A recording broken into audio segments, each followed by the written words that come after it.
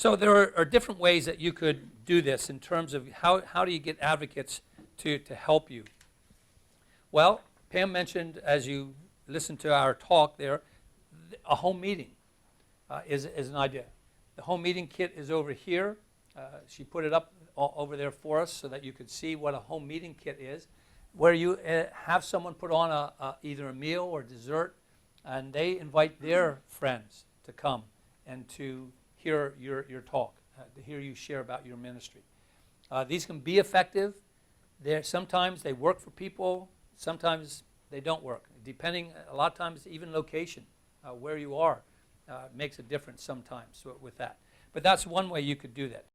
An advocate can introduce you to someone in their church, the church leader, the pastor, and that could start a relationship. Your pastor can be an advocate for you. They can get you involved in a church ministerium. A lot of churches have ministeriums. They're part of a community where they get together with the other pastors in that community, and they usually have someone come and share sometimes. So that it could be a way a pastor could do that. A pastor could also speak in behalf of you in front of the church. That's ideal, and that's great. We don't have too many pastors that do that these days. They guard their time very carefully, and budgets are that way too. We're going to talk about churches here in a little bit. But they can introduce you to the congregation. They can ask the congregation to do things that you would rather have the pastor say than you to say. Advocates can introduce you to their small group, their Sunday school class.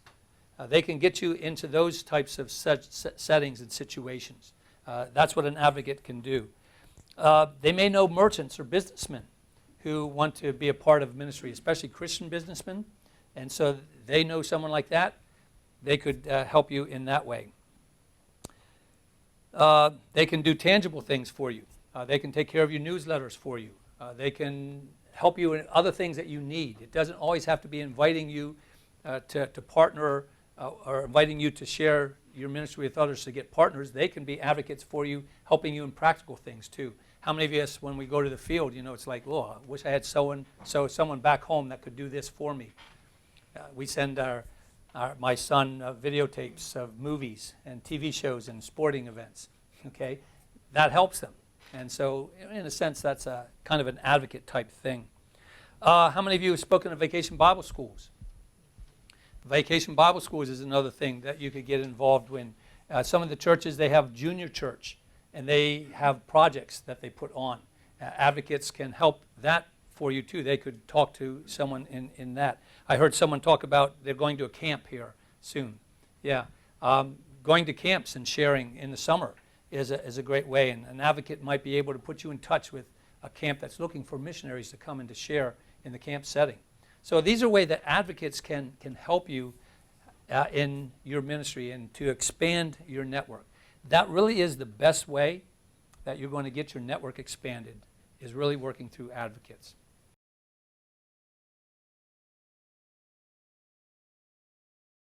You can get people to advocate for you, small groups, but they could do, I know one small group put on a chicken barbecue for the team.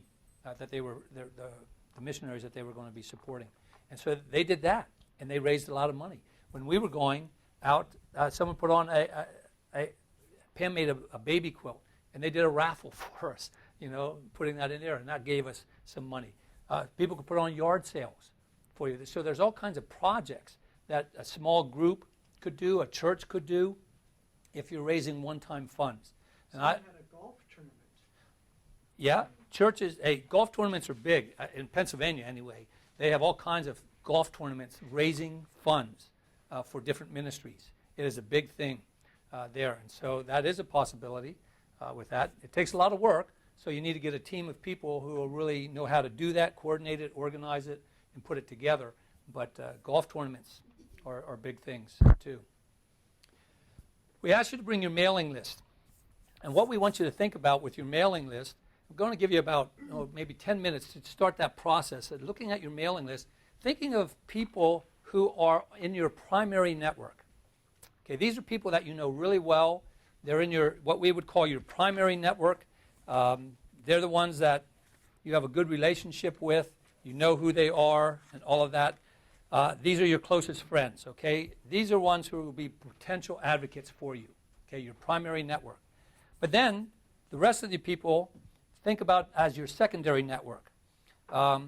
They can anytime become your primary network or move into that, but who are some of the ones that might be in your primary network or secondary network that you might consider moving up to your primary network? It's the primary network that you're probably going to look for your advocates. These are the ones that know you best, the closest relationships that you have with them. So take a look at your mailing list and think through, okay, who are in my primary network right now? And then look at your secondary network. That should be the rest of the people. Who are some in the secondary network that I could possibly think about moving into my primary network? So go ahead and do that for about 10 minutes. Take a look at that and kind of jot some of those things down and look at those. Now, how are you going to ask them? It's probably best to either two ways. See them face to face and ask them to be an advocate, or send them a letter and ask them to be an advocate that way. But what you want to do if you're going to do a letter or even an invitation face to face with them is you want to personalize it, or even call them on the phone. You could do that. You should be able to personalize it pretty well because you know them. So they're not a stranger to you. You want to affirm them and let them know why you chose them. Why did you choose this person to be an advocate? Okay, so let them know that. But then you want to give them some specific logistical information about it. Sometimes we would tell people, okay, yeah, you need to get advocates. And then you say, okay, fine, I'll go ask people to be an advocate. Then the person's question comes back as, okay, what's that? What do I do? And so we want to give them some specific things that they can do for us. Okay, and so we've given you some ideas, and then you know that person, what they might possibly be able to do. But you want to be able to give them some ideas, some information about what it is that you're asking them to do, so they have an idea of that. And so you suggest ideas. You want to be sincere, honest, and open with them. You're not trying to pull the wool over anybody's eyes with this. But let them know that you'll follow up with them, too. Ask them to think about it, pray about it, and then say that you'll follow back up with them to see how that goes. There is this information on your thumb drives under Advocacy. A lot of the things that I talked about, the importance of how to do a personal invitation, whether it's written on the phone or face-to-face, that information is there, plus some other ways in which you could get them involved. So that should be on your thumb drive, and you can look at that and get more information.